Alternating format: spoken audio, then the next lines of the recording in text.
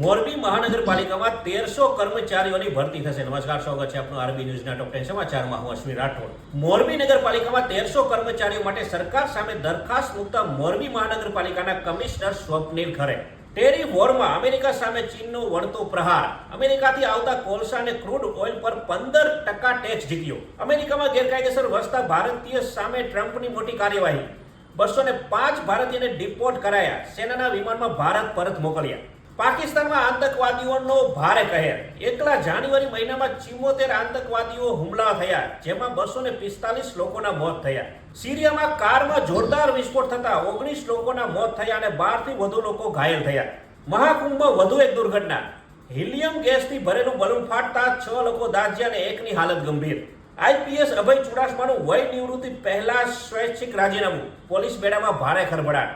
કુંભના પાણીને સૌથી વધુ પ્રદૂષિત કહેવું સપા સાંસદ જયા બચ્ચનને ભારે પડ્યું। વીએચપીએ ધરપકડની માંગ કરી। સત્તા સેવા બને તો રાષ્ટ્ર નિર્માણ થાય, પરંતુ વારસામાં મળે તો લોકશાહીનો અંત।